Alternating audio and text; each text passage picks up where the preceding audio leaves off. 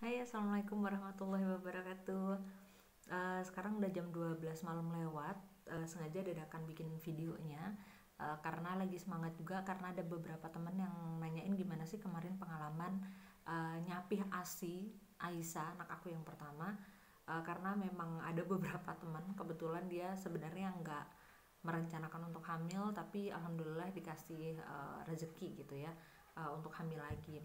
Dengan kondisi yang hampir sama kayak aku, di mana anak itu usianya masih kurang dari 2 tahun, yang artinya masih kondisi full ASI gitu ya, belum disapih.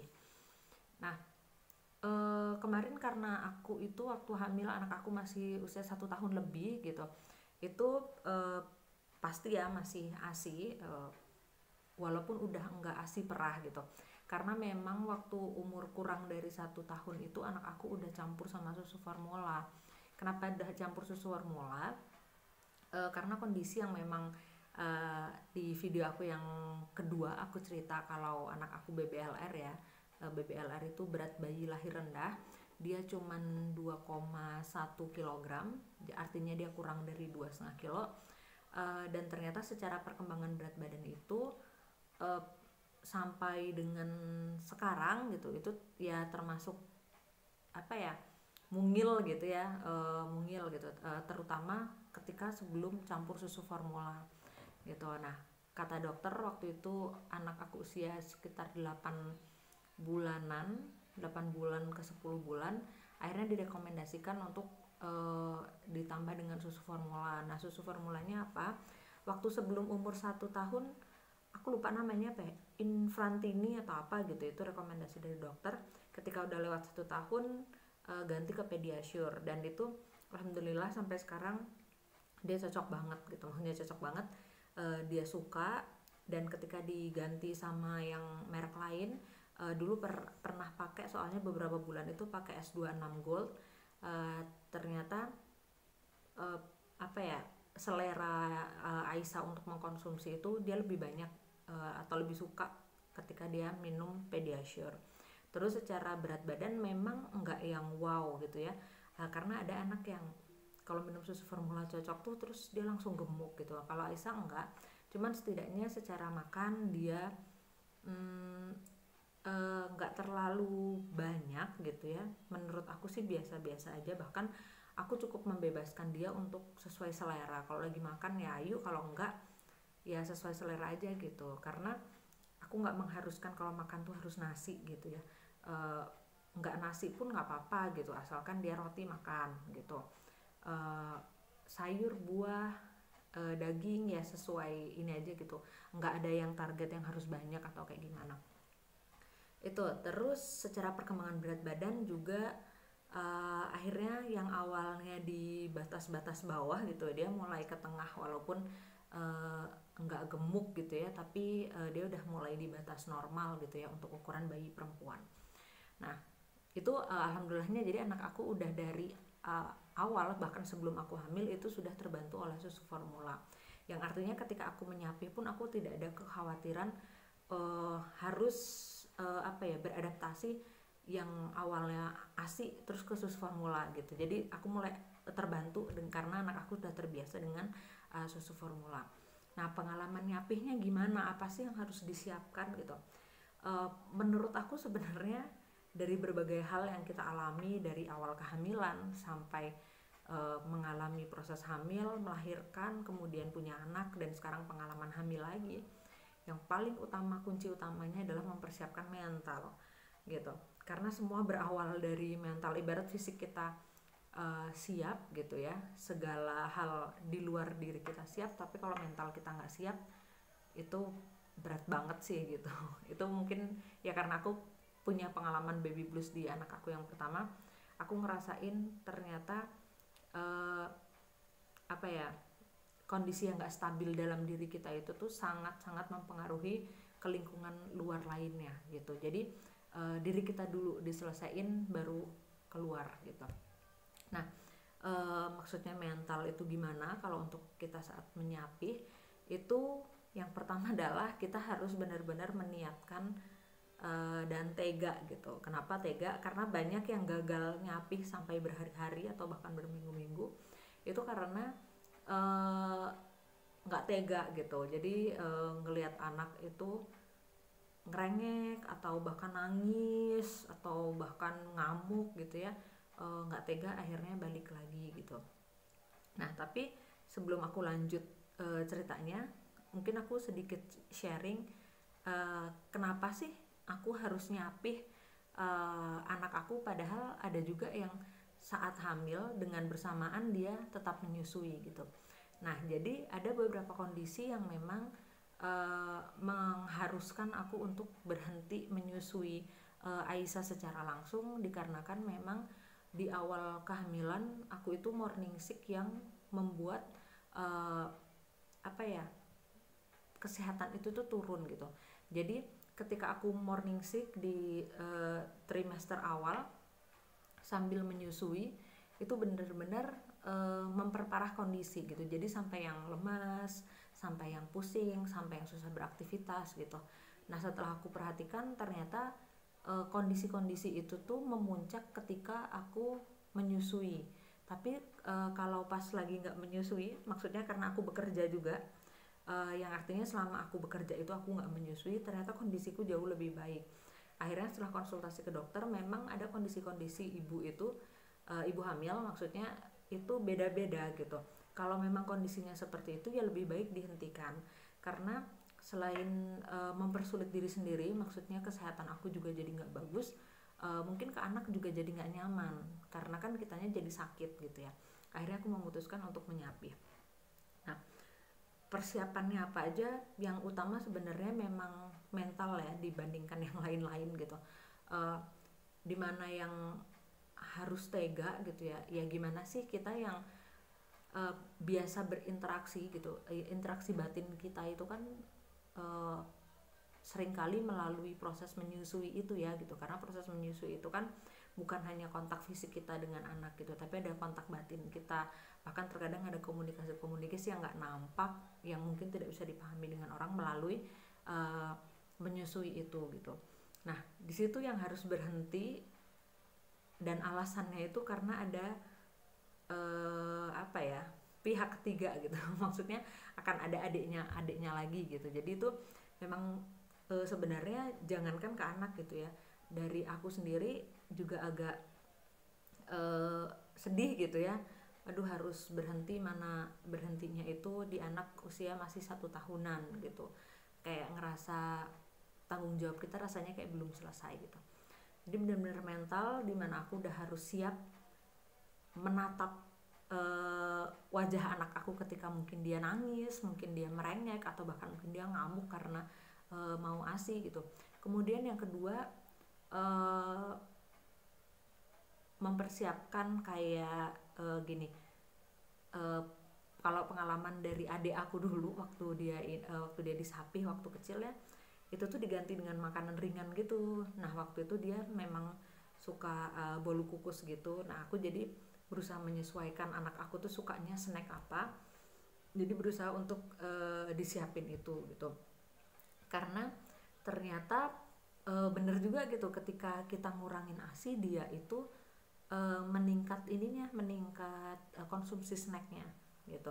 Jadi itu yang pertama mental. Kemudian yang kedua aku nyari snack untuk pengganti ya bukan menggantikan ASI sih, tapi kayak buat mengalihkan perhatiannya gitu. Jadi ke snack gitu.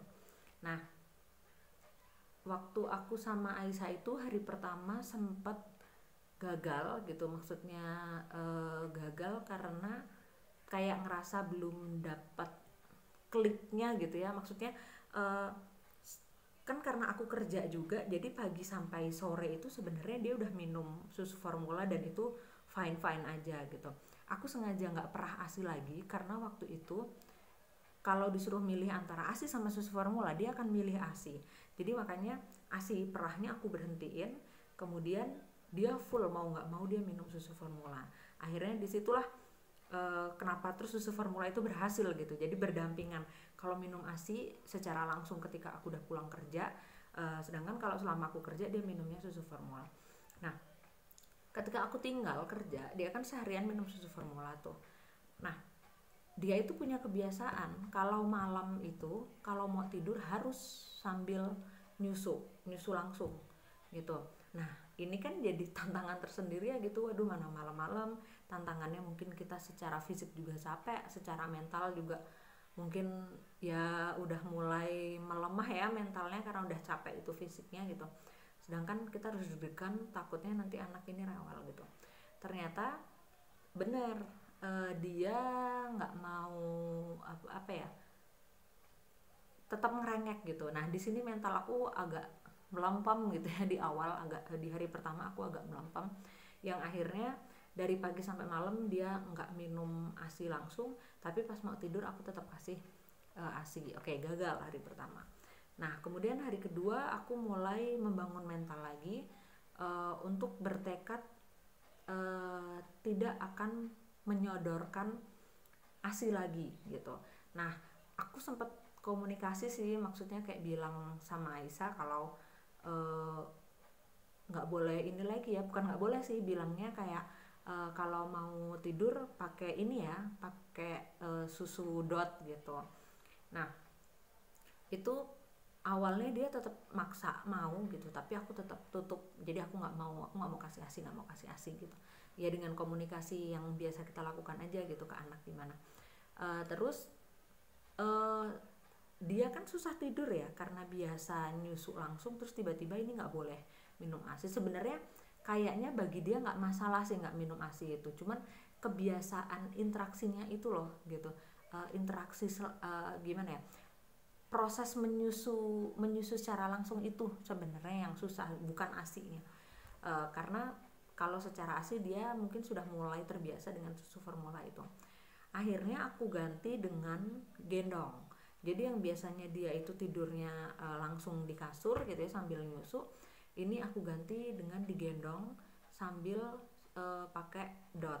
Itu alhamdulillah ternyata bisa gitu. Cuman tantangannya memang setiap dia karena masih suka bangun-bangun ya, dalam semalam itu bisa 2 kali atau 3 kali dulu awal-awal. Jadi ya risiko gitu. Jadi setiap dia bangun aku harus langsung gendong gitu, langsung gendong kasih susu, langsung gendong susu. Itu 2 hari, berjalan 2 hari. Dan penggantinya yaitu ngemil dulu, kemudian nyusu sambil digendong. Memang agak-agak ya gimana ya, yang aku bilang ya kondisi awal-awal masih yang hamil pertama kan suka beda-beda sih, tapi kalau aku tuh suka agak rewel gitu ya, nggak enak gitu. Mualnya, pusingnya itu tuh bikin nggak nyaman, masih yang harus ngegendong gitu. Tapi alhamdulillah kalau buat aku itu pengalaman yang sangat mudah gitu ya, untuk menyapi itu sangat mudah. Mungkin karena secara mental aku juga yang hari kedua itu udah bener-bener apapun yang terjadi aku akan tega gitu. Tapi ternyata pas akunya udah tega, ternyata anak nggak setantrum itu gitu, nggak yang ngamuk, nggak yang marah atau gimana gitu. Ternyata dengan digendong sambil pakai dot, dia alhamdulillahnya mau mengerti gitu, jadi dia bisa tidur.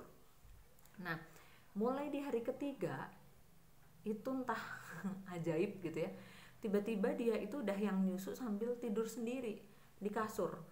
Jadi udah yang nggak perlu diayun-ayun, udah nggak perlu digendong lagi gitu, bener-bener yang cuman dia nyusu sendiri, dia langsung tidur aja di kasur gitu. Walaupun dia masih tetap suka bangun-bangun gitu, tapi udah nggak perlu digendong, cuman yang dipuk-puk sama dia minum susu dot aja gitu.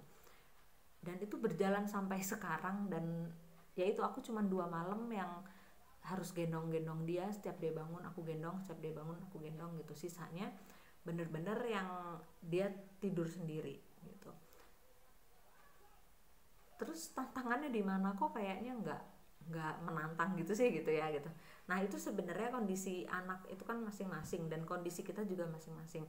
Sebenarnya kalau yang aku rasain, semakin mental kita itu apa ya, siap gitu, insya Allah anak itu juga secara tidak langsung dia juga akan ikut siap gitu. Jadi ada komunikasi yang komunikasi kecil yang harus kita lakukan gitu. Kayak terkadang kita ngerasa anak itu diajak ngobrol belum ngerti gitu, tapi kita nggak pernah tahu apakah alam bawah sadar dia itu tuh menerima pesan kita atau enggak sih gitu.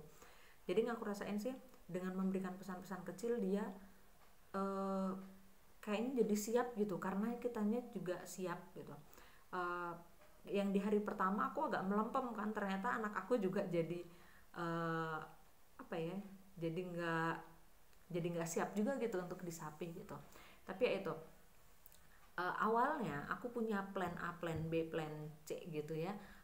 Seandainya ini nggak berhasil, apa yang aku lakukan? Nah, berdasarkan beberapa pengalaman, katanya kalau memang anak yang, karena aku bekerja dan dia sudah terbiasa dengan uh, susu formula, mungkin di situ ada keuntungannya, alhamdulillah ya. Jadi tantangan nyapihnya nggak terlalu berat.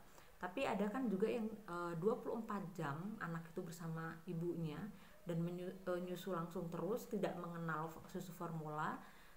Jadi tantangannya berat. Nah, ada yang bilang dipisahin dulu tidurnya selama beberapa hari, karena kalau dipisahin ya dia yang pertama yang menghadapi kerawalannya bukan kita, jadi lebih tega gitu, lebih tega daripada kita. Dan dia mau nggak mau, karena butuh susu tapi nggak ada ASI, maka dia mau nggak mau mengkonsumsi susu formula. Terus yang ketiga, secara naluri dia nggak terbebani juga, karena memang dia nggak ngelihat orang tuanya di hadapan dia gitu. Katanya sih itu ya, itu yang biasa orang lakukan ketika bayi itu 24 jam bersama ibunya terus. Cuman tantangannya di sini, bisa nggak gitu orang tua yang biasanya 24 jam melihat anak, ngasuh anak, terus tiba-tiba harus dipisahkan gitu. Jadi pertanyaannya sebenarnya, kalau menyapih itu yang ditanya bukan cuma kesiapan bayinya gitu, tapi kitanya juga sebagai orang tua itu siap nggak gitu. Karena bener-bener tantangannya itu di kedua belah pihak kayak gitu. Oh iya, aku lupa, di hari pertama itu aku sempat ngasih itu, jadi ya sebenarnya cuma ngikutin orang tua sih, karena orang tua bilang coba deh pakai apa sih yang kayak daun, apa sih, brotowali atau daun daun apa ya, aku lupa. Pokoknya yang pahit-pahit gitu ya gitu, jadi ditempel, dioles di sekitar payudara kita, di sekitar puting, jadi ketika anak menghisap itu pahit gitu ya. Nah, aku sebenarnya nggak mau itu gitu, karena kayak lebih kenakut-nakutin, kayak nggak alami gitu ya gitu. Tetapi karena ya biar orang tua ngerasa didengar juga sarannya, akhirnya aku coba gitu. Tapi ternyata anak aku agak eh, nggak terlalu mempedulikan gitu. Jadi awalnya dia memang kayak ngerasa aneh gitu ya, kok pahit gitu mungkin. Tapi ternyata ketika dia ngerasa butuh, dia butuh menghisap ASI secara langsung gitu, ternyata dia tetap ngeyel gitu. Jadi aku gagal. Jadi di hari pertama itu aku gagal, karena secara mental aku melempem. Kemudian yang kedua, karena aku pakai yang pahit-pahit itu, ternyata anak aku nggak makan gitu. Jadi itu tadi ya caranya, dimulai dari mental, kemudian coba cari kayak snack pendamping gitu ya, buat ngebantu dia bayinya beralih dari ASI ke susu formula. Kemudian trial and error ininya susu formula, karena nggak semua bayi itu cocok sama satu susu formula kan gitu. Jadi kadang kita rekomendasi apa ya, susu formula yang bagus atau susu formula yang cocok buat anak apa. Nah, itu belum tentu anak kita suka gitu. Jadi cobain aja. Sampai ada teman aku yang dia harus coba, udah semua merek udah dicoba, ternyata memang anaknya kurang suka. Akhirnya dia mau nyoba yang susu soya, cuman aku nggak tahu hasil, sampai sekarang belum tahu hasilnya berhasil atau enggak gitu. Tapi memang ada tipe anak yang memang benar-benar susah beralih dari ASI itu, jadi ketika diganti ke susu formula pun juga susah. Makanya coba-coba susu formula yang memang cocok gitu ya, jangan langsung beli yang ukuran gede atau dalam jumlah banyak gitu, cobain testernya dulu. Kemudian untuk yang selalu bersama anak 24 jam, memang tantangannya pasti lebih berat gitu ya gitu, lebih berat ke diri sendiri, lebih berat ke anak gitu. Tapi kalau saran aku sih harus ada pendamping gitu ya, harus ada yang nemenin, yang satu visi misi untuk nyapih itu gitu, entah itu orang tua, entah suami, entah saudara, yang memang benar-benar satu pemikiran, satu gimana ya, satu tekad gitu ya. Karena kadang kitanya tega, orang lain nggak tega gitu. Jadi penting banget yang namanya support dari diri sendiri, mental kita kuat, tapi juga support dari orang lain. Menurut aku itu sih, di luar metode-metode lainnya, yang namanya support dari diri sendiri dan orang lain itu kunci utamanya, kayak gitu. Mungkin itu yang bisa aku sharing. Semoga bermanfaat. Assalamualaikum warahmatullahi wabarakatuh.